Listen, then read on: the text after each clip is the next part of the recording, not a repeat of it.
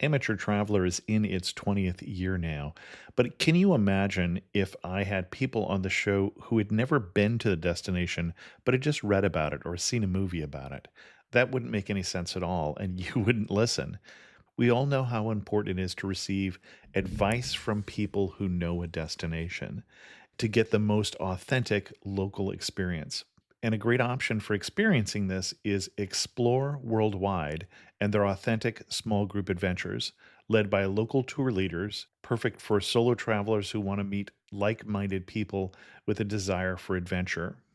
I'm often an independent traveler, but two of my last three trips were with small group tours because they organize everything and it's a lot easier. If you want to recreate the tour I did to Malta, they have a Malta and Gozo Discovery Tour. I'm intrigued by one of their tours called A Taste of Sicily. The company again is Explore Worldwide, and visit exploreworldwide.com to learn more. And thanks to Explore Worldwide for sponsoring this episode of Amateur Traveler.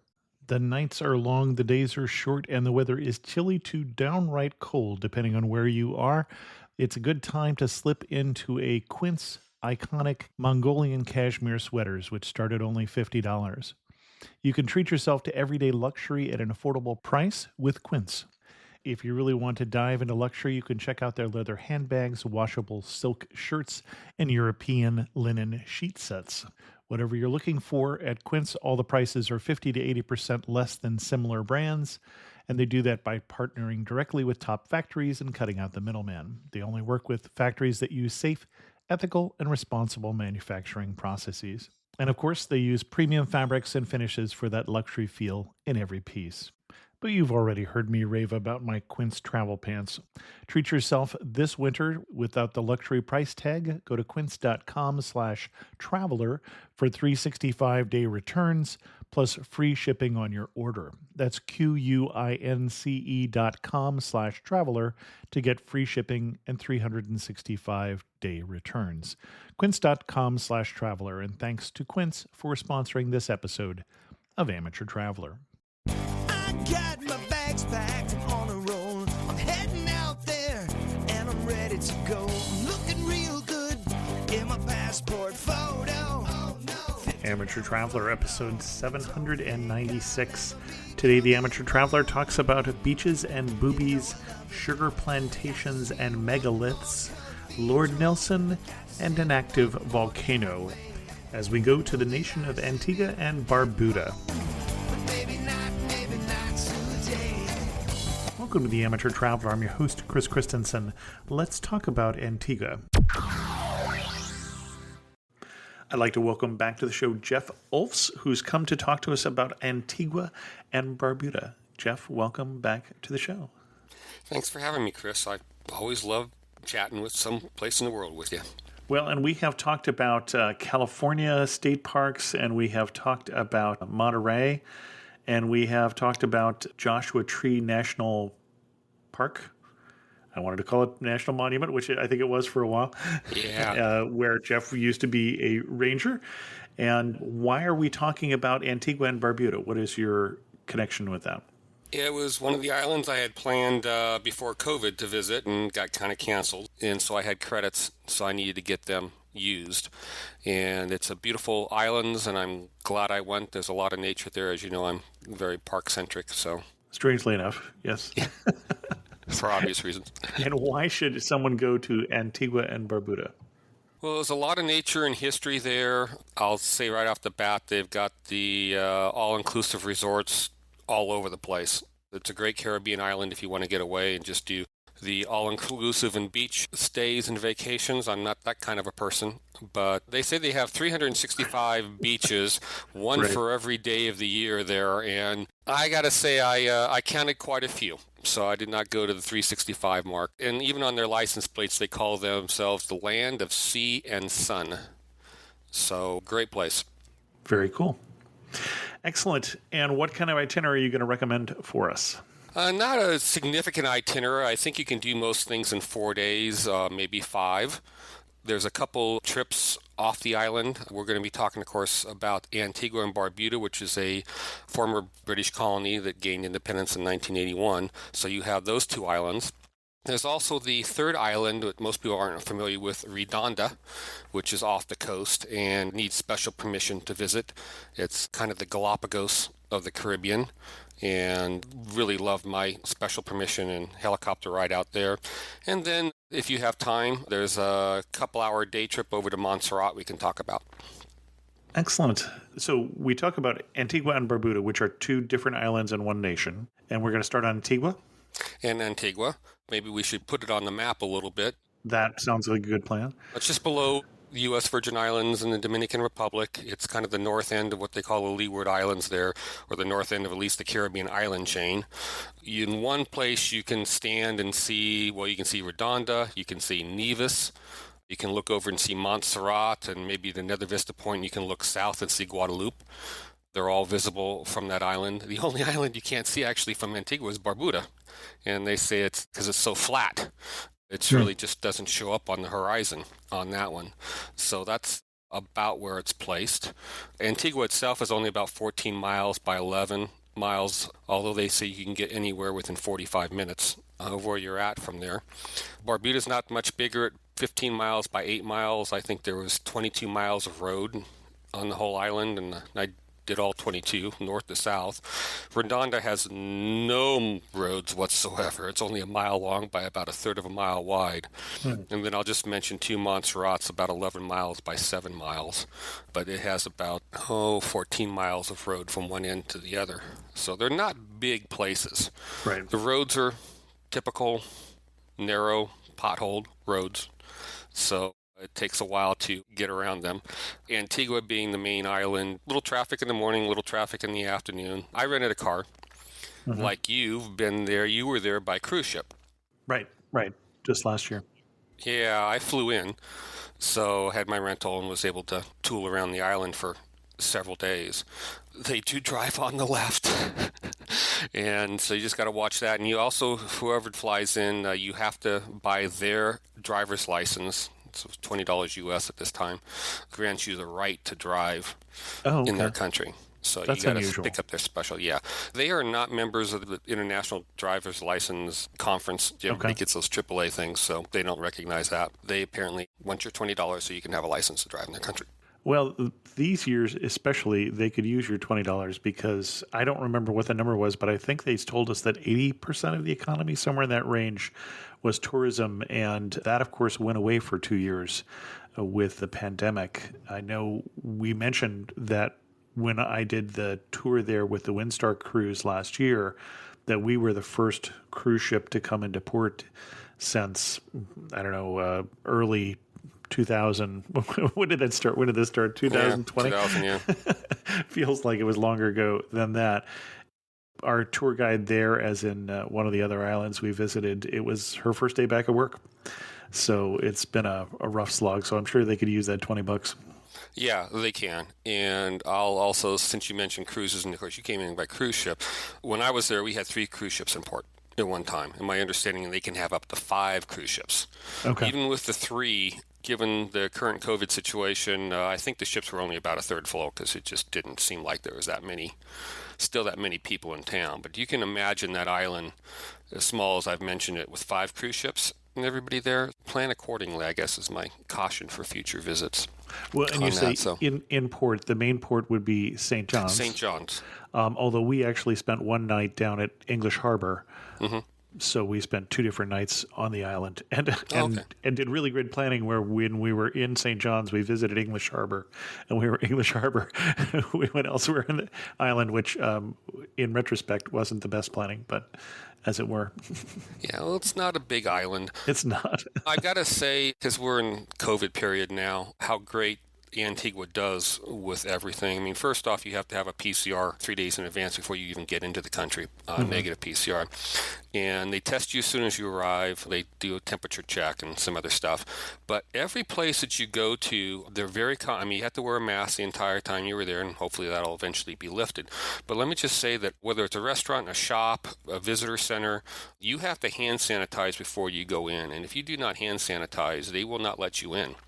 They're doing a pretty good job of keeping everybody safe down there, so I felt really comfortable with that in mind. So Okay. I do want to go back just a little bit, because I know you and I are kind of both history fans and stuff, but just mention that the three islands, particularly Antigua, Barbuda, and Redonda, were all sited by the Arawak or the Carib Indians or the natives on the island. And of course, Columbus showed up, and it was on his second voyage in 1493 that he sighted and named Antigua, Barbuda, and Redonda. He named Antigua after a church called the Church of Santa Maria de la Antigua in Seville, Spain. Okay. And yeah, and Redonda was also it was named the Santa Maria la Redonda when he sighted it all on his voyage in 1493. But anyway, that's kind of the origins of at least a couple of the names there. And since we might be talking about Montserrat, he also gave that a name after a Spanish monastery. Sure. The one south of Barcelona. Yeah, so that's kind of the gist behind the names there with Columbus being around. I will say that also for travelers that they use the East Caribbean dollar, but they pretty much take U.S. currency wherever. Right. So it's not too bad. Mainly they were, like most of the Caribbean islands, they were all sugar plantations. Right. Of course, slavery was also involved with that. They finally kind of converted over to, like you mentioned, tourism in about 1970.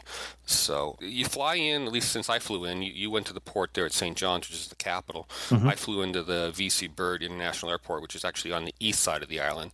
St. John's, the capital, is on the west side of the island, so it's about a 15-minute drive across to it. And that's where I stayed. It was called Antigua Sea View Inn, although you kind of had to be on the second and third floor to actually see the sea. But it was a really nice little place. They're kind of like apartments. There's 3 apartments on each floor. They have a kitchen and everything. So really nice. The lady there, the owner, was super fantastic to me. A shout out to her, even though there's plenty of resorts, all inclusive, throughout the island. Every corner of the island has them, which is good as far as restaurants are concerned. I'll throw about eating out there. On Sundays, pretty much everything's closed. Oh. So you got to kind of find your own. I mean, there are a few places open. You just got to figure out where they're at. But they do shut down a lot on Sunday. I'm not sure if a cruise ship comes in on Sunday, they might stay open, but they're certainly not when I was there. So yeah, so St. John's, as we mentioned, is the capital. It's you got to watch out for the one-way streets. They're not always signed which way they go, so make sure you take an extra look, going, well, okay, which way are the cars parked and where are people traveling? Because I made that mistake at least once. But it is nice that they're one way if you figure out how it goes. That way you don't have to worry about what side of the road you're driving on. Right. And St. John's is not a huge town in any sense of the means. They've got the parliament there, the prime minister. St. John's Episcopal Cathedral, which is one of their old cathedrals, is there. They also have a huge hospital you can kind of see. It's kind of up on a hill that you can see from all over the place. Downtown is pretty much shops and restaurants and the typical, kind of want to call it a cruise port, but that's kind of what it is. But there are some really nice restaurants downtown and good place to eat. Did you want to recommend some of the restaurants downtown as long as you're Yeah, I would like to recommend Hemingway's. Okay. It was, man, I went there several times. The owners are British. It's actually been in the family for a number of years, twice, since it was founding. And they just bought it back, I think, a few years ago. It's the mother-in-law that actually kind of runs it. She's from England. Good food, really great place. You sit up on the veranda. It's on the second floor, so you can look out up and down the street, watch the world go by. And we'll talk a little bit about food later and stuff, but yeah, it's a really good restaurant. Highly recommend. Now, Antigua and Barbuda as a country, again, as a parkie, has, I just lost my count, 4 national parks in the country. With Redonda, hopefully sometime in the future being a 5th one. We'll talk about that there. So my kind of first stop was just outside of town at 2 of the national parks. One is called Fort Barrington. It's one of the old coastal defense forts. And you're going to find here on Antigua, particularly as we get down to Nelson's Dockyard, there's a lot of British coastal defense forts around. Right. And Fort Barrington protects the harbor for St. John's. You cross a little river, cross a bridge, and hike to the top of the hill. And it's a dilapidated old stone fort. Not really a whole lot to see, but it's got some beautiful views of the coastline in the harbor. Be careful hiking up to the top. There is no real defined path. It's just everybody goes wherever they want, and it's now just become a small rock scamper up to the top Okay. with little rock studs. Just watch your footing is all I'll say on that. So getting to the top and beautiful views. But the one that was most intriguing to me, though, was just a little bit to the south of that. And it's called Green Castle Hill National Park. Mm-hmm. And it's the Stonehenge of the Caribbean. There's megalithic rock formations there and about 3 different sites on the top of this hill, which I'll just say has some fantastic views, at least of the north and the central part of the island. So much so that one of the governors is buried at the top of the hill next to one of the megalithic sites. His tomb is right there. I would hire a local guide to get you up there. It's not that difficult, but it just makes it so much easier having someone who knows the place to get you up there. You park it in somebody's backyard, and that's kind of the thing you got to figure out exactly where that nice. Whose backyard? Yeah, the problem with this park is it's right next to an open pit mine quarry, Yeah. which is really endangering the park.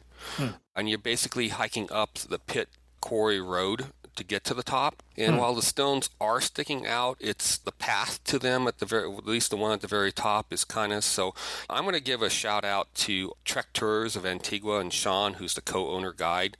He took really good care of me getting up there.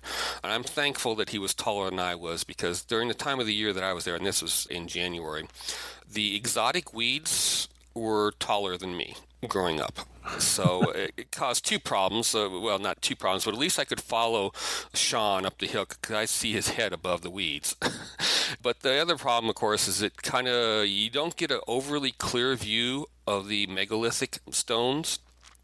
And I talked to the Island National Park archaeologist when I was there, and I mean, it is a known habitation site for the Arawak Indians. And these stones are set up in different angles. One they call the throne. You can actually just kind of sit on at the top and look out, whether or not that's its original purpose, but everybody goes up there and does their little selfie sitting on the throne. Okay. So it's not that far of a hike, but it is pretty steep. I would call it an old Jeep trail, just getting to the top. And then once you get up there, you've got to bushwhack up to the top. And there are 3 different locations, one at the top, and then there's 2 down on a smaller knoll. And I like dolmens, but rock slabs are protruding out of the ground in various different angles and things like that. The only one that's discernible, as I said, is the throne. So that's kind of a neat little place. And stop me if I'm wrong. When you say dolmen, I think a dolmen is a burial site, though. Yeah. And these are not. No, these are not. Okay. I'm just kind of referencing rocks coming out of the ground. They don't have the tabletop across the top, but maybe they did at one time. I don't know. And who knows if they're burial? I couldn't quite get the whole. But this might be a solstice site. It might be an astronomical site. They're still trying to study it and figure it out what it is. But not many people really know about it. But it is technically in a national park. And it's only for a couple hours. It's not a huge, it wasn't even a half mile to the top. But we're talking about the Caribbean island for me in January. Warm, not overly humid, but you're climbing to the top of a barren mountain with no shade, so sure. keep that in fact. So, but oh gosh, the views up there. I mean, you can see Nevis, you can see Redonda, you can see Montserrat, all from the top up there. So even that was nice and enjoyable. So I left there and actually drove around the island, around the west coast, down and around, following the coast south. And then you got to cross over to, as we're going to talk about, Nelson's Dockyard. You cross over what some of the natives refer to as their rainforest. It's probably the most lush green area, and it's called Fig Tree Drive. Not 100% sure where the fig tree, I mean, there's a lot of banana plantations there, but it is popular. It's a nice little drive up and over the top. I mean, we're not talking huge mountains here. I mean, you and I both know the Santa Cruz Mountains, so driving up and over to the coast is not quite that high, so it's not a significant drive up and over. Okay. But once you get up and over the top, then you're going to drop down into Nelson's Dockyard. And I know you've been there. Almost the only place I've been. I've been to one beach and Nelson's Dockyard. That's all I've seen on the island. The thing that impressed me most about Nelson's Dockyard, and being a West Coast boy, it reminded me for a lot like Golden Gate National Park, or recreation area. All the military fortifications along the headlands, the harbor. It's a military post, so everything is related to the military, the governor's house, all right there at the harbor. I don't know if you got up to the headlands or not. Yeah. So you're talking about across the way from the harbor, looking down into the harbor. Yeah. Shirley's Heights is one of them. Yep. We went to Shirley's Heights Lookout. Yep. Yeah, Shirley Heights, and you get these views, and it's really beautiful. The Blockhouse Point. So there's all these Hmm. military abandoned fortifications. So maybe we should talk a little bit. Nelson's Dockyard, named after Horatio Nelson of the British. I know he visited the place. He served in the Caribbean. I don't think he was ever commander of the post, but they He was obviously stationed there for a while, as I was he recall. stationed. I couldn't Yeah. quite get a handle on that from the various different. We actually talked to one of the archaeologists who was doing research there, and I think he mentioned that he was stationed there, if I remember correctly. Yeah. So most of the architecture is kind of Georgian. It was a pretty Hmm. significant harbor for the British. It was not only, of course, a place for the Navy to be as a military post, significant in the Caribbean because they patrol from there. On one side, I said they utilized it to police the Caribbean, but its main purpose was a refitting station. Right. So all the ships would come in there and they'd work on the sails and the masts, and it was really a great harbor for hurricanes. I know Well, we'll and talk that's about that. really significant for the British because they had this harbor that they could leave their ships in the Caribbean during hurricane season, while the French and the Spanish and everyone else had to leave and go home because they didn't have such a good protected harbor. And so it gave them a real edge that, especially a month either side of the hurricane season, they're the only ships in the area. So very strategic base, which is why all the forts protecting it, Yeah. basically to keep somebody from landing and taking out the ships here. But yeah, and you have all of the facilities where you can keel your ship, turn it over, and scrape the barnacles off the hull, and all those things that are still there. And there are people who are still doing it in the dockyard. They're still servicing boats from the dockyard, and especially the old wooden boats. Exactly. Their National Park Service has done a great job of adapting for uses all the old buildings so that they're not just rotting. I mean, there's Right. certainly ruins up on the point. Blockhouse Point, I'll just throw this out. Did you look over and see Eric Clapton's house? We did we did get Yeah. pointed out Eric Clapton's house, which you can see from Black House Point. Yes. Yeah, it's a narrow peninsula with his home on it, and everybody's, oh, did you see Eric Clapton's place? It's like, yeah, it's across the way there. Yep, I see it. So, but the harbor We is did really not get neat. an invitation, though, I should say. Yeah, well, I hate to To be say I was clear. looking for an Indian village site, and I got almost out to his house, but the road was horrible, so I don't know how he gets out there. But down in Nelson's Dockyard itself, little shops, it's a great little place. While I was there, there's at least one restaurant. I'm hoping, I guess, I don't know where you stayed there, but did you eat at the Admiral's Inn? No, we just had a glass of rum, I think was all we had when we were there. Yeah, there's two restaurants. The harbor is not that big. Yeah, I mean, there's a lot of ships there, don't get me wrong, but it's not huge. It's not like No, San it's not. Francisco Bay. Yeah, the significance was more that it was protected rather than it was huge. Exactly. The Admiral Inn is a restaurant on one side of the harbor, and if you want to eat at the restaurant on the other side of the harbor, you can take a little boat. They'll ferry you in a little dinghy across to the other restaurant on the other side. It's a great place to just sit back and relax. I have to say, their jerk baby back ribs there were really good. And one thing that you're going to see possibly in this Nelson's Dockyard, UNESCO World Heritage Site, we should say, Oh, right, yeah. they've recently discovered, when we were there, they had recently discovered a ship that had sunk in the harbor years ago. And so it's possible that in the future there will be more of this shipwreck to see, although it usually takes quite a few years if they want to take that ship and bring it out on the land again. There's quite a lot of preservation work, but there's ongoing archaeology in the area, including in the harbor. And if I'm not mistaken, that ship was from the American Revolution. I think you are correct. I don't remember. I'm not sure. I'm trying to think now. I did talk to the park operations manager, who's an archaeologist. Grew up in Sacramento. Same guy. Okay. Yeah, same guy. Okay, yeah, they don't have that many people. So yeah, I'm trying to remember exactly what he said about that. But the other thing I'll just quickly mention, because I know we got to get on to the other places. But while I was there, the Atlantic Challenge was just Okay. ending. I do And not it's know this. a boat ride. One of the first vessels a couple of vessels had just arrived. It's a ocean rowing event for 3,000 miles from Oh La my. Gomorrah, Canary Islands, to the Nelson's Dockyard, and they had like two of the ships. I could only see two, had just arrived. So it was a whole bunch of festivities for them having crossed the Atlantic by rowing. So that was a nice experience to be there for that. Of course, I wanted to go back and mention the ships too. I don't know about you, but there are some multi-million-dollar ships sitting in that port. Oh yes. I was having lunch and listening to the people next to We're me. thinking of bringing our yacht there. Okay. Actually. Yeah, well, my rubber raft wouldn't quite make it that far, but they were sitting next to me. I don't know, one was from England, one was from the U.S., and how they were in the Pacific this month and they were heading to the Spanish Islands next month, and I'm sitting there having my lunch going, what the heck? So there's a lot of money parked in that harbor, let me tell you. There is indeed.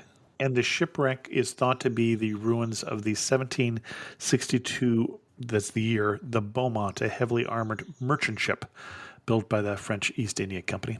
All right. Ah, bon chien. Bonjour, je suis Theo, a tour leader with Explore. And this is Punti. He's helping us find truffles under the trees next to this beautiful vineyard.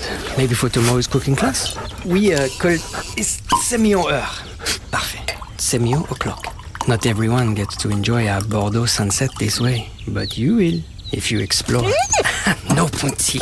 Search exploreworldwide.com and don't just travel. Explore. This episode is brought to you by Shopify. Upgrade your business with Shopify, home of the #1 checkout on the planet. Shop Pay boosts conversions up to 50%, meaning fewer carts going abandoned and more sales going cha-ching. So if you're into growing your business, get a commerce platform that's ready to sell wherever your customers are. Visit Shopify.com to upgrade your selling today. Leaving from there, I went up the East Coast to the next national park, which is called Devil's Bridge. It's not very big. It's just a arch, I guess, for a bridge on the coast that the surf comes into and crashes up behind it. It's kind of a nice little place. There's some little headlands on the peninsula there to walk around. But the main attraction there is the natural bridge.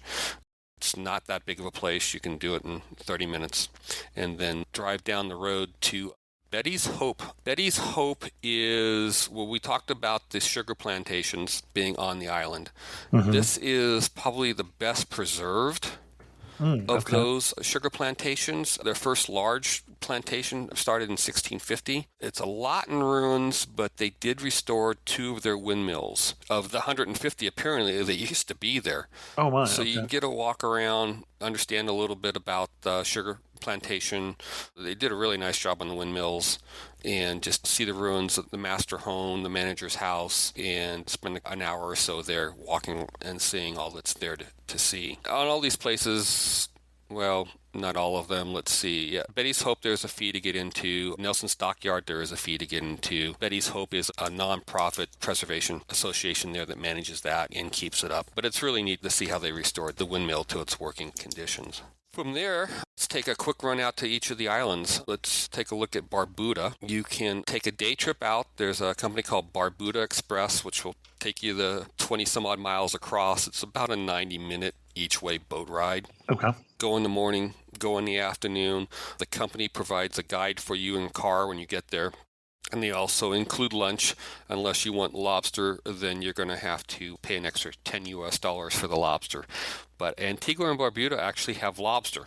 So I did have the lobster lunch on the island. It's different.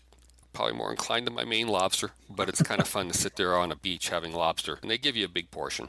Barbuda is really flat. I think it's like 13 miles from one end of the paved road down to the other end of the paved road. The major thing there's really 2 things that people like to go see. One is their other national park called Codrington Lagoon National Park. It is the largest magnificent frigate bird breeding colony in the Caribbean in the mangroves. And for those, the frigate birds are the ones you always see the pictures of where the male blows up its red chest. Looks kind of like a heart. You take a little boat ride out to the national park mangroves there, and there's hundreds and hundreds of them flying all over the nests and the trees, the chicks and their plumage and their young down plumage. So it's kind of a nice ride over there. They also drop you off for a few minutes, not a few minutes, but about a half an hour at a place called the Pink Sand Beach. It's also known 11 Mile Beach. I'm guessing it's coming from the coral. You're walking along this beautiful beach, and it's 11 miles long, I'm guessing. That's why it's named. And there's just, all this pink coral up on the sand that you can walk in amongst. And of course, this frigate bird is still flying around there, too. It's a nice little excursion there. They always want to also, after that, take you to their sea cave over on the east side of the island, which is okay. But like I said, the island's not big. It's very flat. There's a lot of donkeys and goats running everywhere. The sad thing about Barbuda is that it was hit really badly by Hurricane Irma in 2017. Right. And the houses are still really in disrepair. I saw one person still living in what apparently is a tent from the USAID, that's the Agency for International Development. That's what it said on the side of the tent, USAID shelter tent, still after all these years outside the house that they're trying to repair. I did not know we sent relief down there. I'm glad we did. That was a nice thing to see. They say that the population is almost entirely of the African descent, the slaves from the African descent on that island. Only about 1,600 people, too. I mean, not a big population. Yeah, it's not huge. Sorry, 1,300. I got it wrong. Yeah. Yeah. So after this short walk to the Sea Cliff Cave, which was nice, you can walk along the coastline, for the afternoon they take you down to a place called Princess Diana Beach. And apparently she has visited the island, and that was her favorite beach. And so we got to spend an hour or two there just lounging on the beach with the typical beach bar, sitting there on the side for your refreshment enjoyment. That's Barbuda, and then you take your boat ride back, and you're probably back. I think they leave at 7 in the morning, you get back about maybe 5:30 in the afternoon. So it's a full day trip. The last of the 3 islands is Redonda, and that was kind of one of the reasons why I went down there. It's a single island. It's uninhabited. They used to have guano mining operations on it back in the early 1900s. It has a bit of a history in the sense of the Kingdom of Redonda. If I remember correctly, as the story goes, a British author who was living on Montserrat, Matthew Shiel, took him across from Montserrat to the island on his 15th birthday and crowned him king of the island. Now, let me tell you, it's difficult. There is no safe landing sites by boat on Redonda. I mean, there is one little bit of a harbor that you can kind of get into and possibly climb. Well, they did climb their way to the top, but there's no beaches. Yeah, it's pretty much all cliffs. Okay. So anyway, the self-proclaimed king basically existed by hereditary till 1967, and he was an author. So the story goes it got passed from one author to another after 1967 as the king. Obviously, the Antigua government doesn't recognize it as a separate king, and neither did the British. But it's a good story. That's funny. Well, and you mentioned that there was a guano harvesting enterprise. And I'm not sure that everyone knows their history of this. This was a real precious commodity for years before the development of chemical fertilizers, before they figured out how to fix nitrogen basically from chemical analysis and basically extract it from the air so you could put it into natural or into unnatural fertilizers, as it were. A great book about it is The Alchemy of Air. Yeah, I've never read a book on, guano operations. Like, you've been to the Galapagos, so this is kind of, I reference that a lot when I talk about Redonda, and of course they had guano operations in Redonda and the islands too, because of all this seabird colony populations. Right. It's huge. Well, and they were so valuable that in South America, at least 2 countries went to war over different islands covered with guano. So, until basically you could figure out a different way of getting the fertilizer, there was predictions that the Earth was going to starve in the 1800s, I say, before that happened. So to get to the island itself, which I think there's less people who have visited Redonda Island than have been to Antarctica, you have to have special permission. The government owns it, but they have an NGO called the Environmental Awareness Group, or the EAG. I reached out to them through my park contacts, and they were happy to, of course, I had to pay for it. It is not cheap getting out there. It's expensive getting out there, folks. I'll just be honest. It's a helicopter ride. And I did incorporate this ride with my trip out to Montserrat, which we'll talk about here last. They have a helicopter ride. It'll take about maybe 4 or 5 hours, because you'll spend an hour or 2 on the island. So you'll land on the island in the old habitation site of the mining, the ruins. And I don't want to call them, they're ruins, but there's not that many of them. There's probably about only 5 or 6 structures left from the guano. And you land on the island. And then once you get off there and you're walking around, there's one trail north to south. The nesting birds colonies there, they don't know man, they're not afraid. That's why I kind of related to the, you don't have the sea life like you do in the Galapagos as far as sea lions and things like that. But they've got the magnificent frigates are there, the tropic birds are there, the brown boobies, mass boobies, the red-footed boobies are all nesting on this island. And they're nesting on the trail, they're nesting everywhere. So you're walking up the trail and you just walk around. There's the mom and its chick, and they'll squawk at you. Don't really take, a couple of them I think did try to take a bite out of you a little bit, but you just walk around them and they're everywhere. They're flying above you, the view, the coastline. There's not that much vegetation as far as huge growth. They had to eradicate the goats and the rats that were on the island. It took them several years to do that, and now the vegetation's coming back. The birds are certainly breeding a lot more. The native population is certainly coming back. There's no predators on the island. Being the desert boy that I am, of course, they have 2 endemic species of lizards, so that was kind of, and they'll come right out up to you. I mean, they're not big. They're just like your small little lizards you'd see any other place. The redonda tree lizard and the redonda ground, they call it the ground dragon. It's not that fish, but I'm trying to think of which one. The pilot put his finger out to one of them and it did snap at him. I'd gone, great. Pilot loses a finger by dragging on island. But no, there's nothing to be afraid of there. You just got to watch your footing, though. The trail's good, but you just got to watch your footing on it. Like they said, it's the Galapagos of the Caribbean with all the wildlife in the sea. And it was just for 2 hours, we just walked amongst the birds. They flew over. We saw the different chicks. The lizards would come out of the rocks and greet you. Beautiful island, but it is restricted. And not only do you pay for the helicopter ride over there, along with the guide from the EAG group, but you also have to pay an admission fee to get onto the island. Sure. I mean, they're a nonprofit, so they have to continue their research, and it's well worth it. So if you want a unique experience, Redonda is definitely a unique experience. And like I said, there are not many people that got out to there. So enjoyed my time on that. Interesting. As I was saying, though, with Redonda, too, is as long as I was up in the air, and I'd rented my helicopter, wasn't as much as it cost me to get to the base of Mount Everest, but it's a bit of time. And, of course, any of these trips by the helicopter, I'm a solo traveler these days, so obviously it's more for me. Obviously, if you travel with your partner or other friends or you have other people, the cost would certainly be a lot less for everybody. But I did go ahead and tack on Montserrat, which is the next island to the south, which is it's a dependency of the United Kingdom. It's still part of it's the UK. It's not its own country. The Arawaks call it the land of prickly bush. There's 2 ways to get there. You could do it as a day trip from Antigua. They have daily morning and afternoon flights. So you could fly over in the morning, spend the day, and we'll talk about the size of the island and all here in a second, and then fly back in the afternoon. The only problem right now with COVID is they have a 5-day mandatory quarantine to spend 1 day. Okay. I elected to do it by helicopter since I was going to be up and it was the same helicopter company. We just diverted for an hour down to Montserrat. So seeing it from the air was actually pretty spectacular. And that, like I said, can be a day trip from Antigua also just for the helicopter. They call it the Emerald Isle of the Caribbean for 2 reasons. The lush vegetation that's on the island, it's green. And it's where all the Irish ended up because the English kicked them off the other islands. So it became kind of a bit of an Irish colony in the Caribbean. So they call it the Emerald Island of the Caribbean.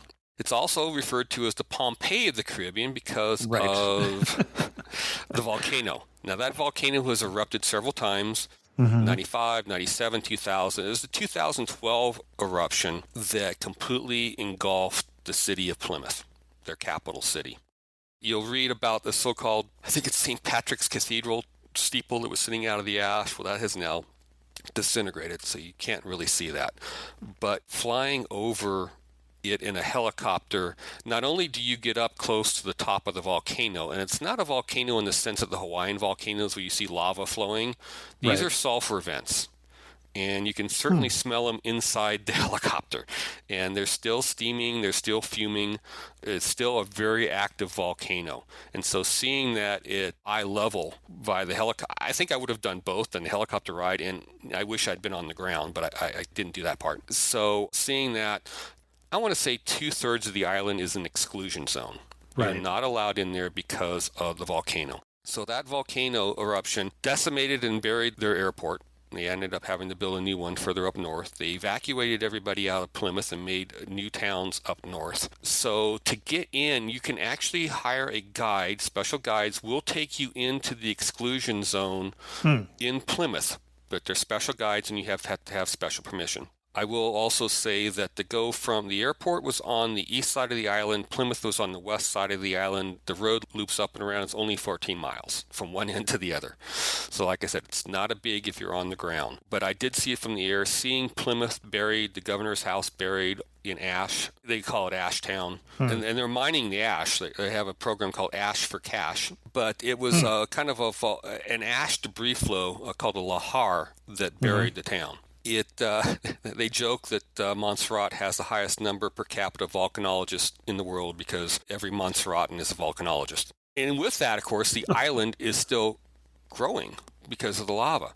Oh, so, sure. I think certainly a day trip if COVID restrictions get lifted and spend the time. I would like to go back and walk into Plymouth and see the ash area. But seeing it from the air was And good. when you say it was buried in ash, I'm seeing that it was like 1.4 meters or over 4.5 feet of ash. And some pictures, you see the light post, the street light, and if you were standing on the ash, you'd have to reach down to the street light. So it's even heavier in some places. So pretty amazing and pretty awful if it's, your town, but pretty amazing place to see.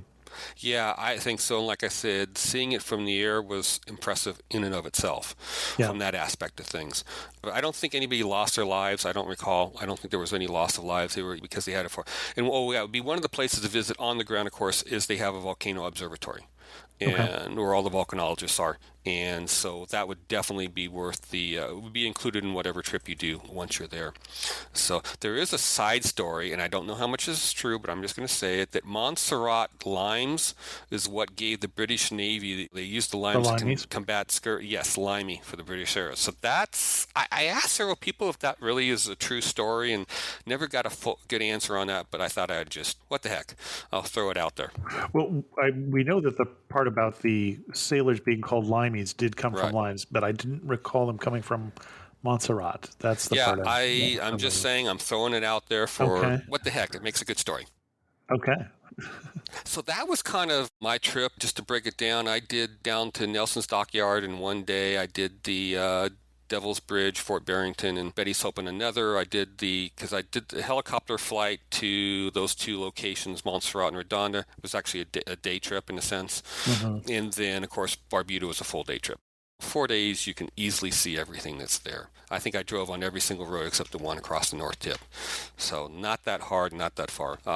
Did one, of course, I love my food, so we talked about the lobsters. Right. They got a couple other things. You can have curried conch there. The red snapper is really good. They got a couple local dishes, one called a pepper pot, which is kind of a spinach stew. And then they had goat water, which was a goat stew. Goat water, okay. Yeah.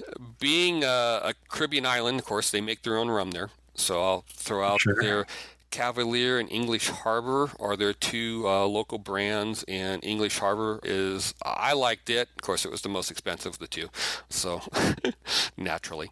So that was my favorite. They also have two local beers, the Carib and the Wadadeli, if I'm saying that right, on that. So that's kind of the culinary aspect of things. They weren't having rum tours because of the COVID situation, but you can certainly obviously get rum at any place that you go to, restaurant, bar, whatever you want there. So buy it yourself. So yeah, that was my adventure for a few days. Excellent. You were standing in the prettiest spot in Antigua. Where are you standing, and what are you looking at? Well, I was going to ask you what was yours, and then I'll tell you mine. I'd say English Harbor. Well, but from Shirley's Heights. But from Shirley's Heights, exactly. Yeah, it is a most spectacular view. Because it's actually two harbors. It's English Harbor, and I can't remember right now the name of the other one across, just behind it. It's green, the harbor, the ships, the architecture is just gorgeous. And I know the one you're talking about. I can't remember. All of a sudden I should have written Falmouth Harbor. Falmouth Harbor. All right, there you go. Because Falmouth is the city at the top of the harbor there. Yeah. Yep. So there you go. That's the prettiest spot. Excellent. One thing that makes you laugh and say only in Antigua. Not a lot, but I did get a chuckle out of the fact that the vessel that I took from Antigua to Barbuda was named Typhoon. And then Barbuda having been hit by the hurricane so severely that I'm taking a ship named Typhoon over to Barbuda. Got it. Excellent. And if you had to summarize Antigua in just 3 words, what 3 words would you use? History, Yep. nature, Yep. don't laugh, cruises. Okay. I was going to say cruise ships, but that's 2 words. But yeah, I mean, that place can be, I can't imagine if 5 ships were there with everybody on board going to all the few, but all the different historic main attractions on the islands. Well, they're not only at the historic main attractions; they're also at the Stingray Bay and The beaches. out on the beaches, and the beaches are lovely. Yeah. We enjoyed the beach that we went to. I couldn't tell you which of the 365 it was. I don't remember. It was on the west side of the island, but we passed a lot of lovely beaches on the way too. And I did take a lot of pictures of a lot of the beaches from various different viewpoints. And yeah, you can't go wrong at any of them. Yep, exactly. Excellent. Oh, actually, the one thing that I thought was really interesting was we were going over to the beach on the west side of the island from Nelson's Dockyard. There were a number of buildings that were made of limestone, which is very natural. You'd expect that in one of the Caribbean islands. That is what most of the stone would be. But they were this beautiful churches made of green limestone. I'll put a picture in the show notes, but it really struck me as it would probably be my second choice for one of the most beautiful things we saw was this beautiful green limestone church against the gorgeous blue Caribbean sky. Well, did you all, and I'll throw this in as a side, did you also notice how many Moravian churches were on the island? I did not. There are a lot. To me, it seemed like it was the predominant, Christianity being the predominant on the island, but the Moravian church. Interesting. And I had to, of course, come back and, it comes from Czechoslovakia, Moravia area. Yeah, from Jan Hus. Or Jan Hus. I thought there was more Moravian churches than there were any other denomination on the island. It just seemed like there was, every little village I went into, there seemed like that was the main thing. I did not notice that.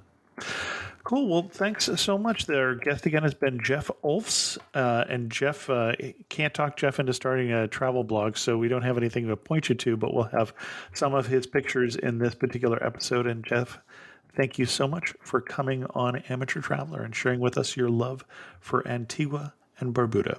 Thanks, Chris. Thanks so much to the patrons of Amateur Traveler who help support the show financially. They get the show early. This week they got it about almost a week early because I was trying to get ready for a trip. If you're interested in becoming a patron of the show, you can go to patreon.com/amateurtraveler. I can't remember if I thanked the latest patron of the show, who is Peter, and a special thanks to one of the patrons of the show, Jeff Ohlfs, who was our guest this week. There are, so far as I know, still slots open for the Amateur Traveler trip to Turkey in September of 2022. If you're listening before then, I hope you can make it. It should be a pretty great trip. I've mentioned it on the show before, but Istanbul, where we're starting, is one of my favorite cities. And so if you do come on the trip, come a couple days early because you're going to want to make sure that you see that beautiful city. And with that, we're going to end this episode of Amateur Traveler. If you have any questions, send an email to host@amateurtraveler.com, or better yet, leave a comment on this episode at amateurtraveler.com. And thanks so much for listening. I got to see one more cathedral. I got to sit in one more cafe. I know that I should be heading home, but maybe not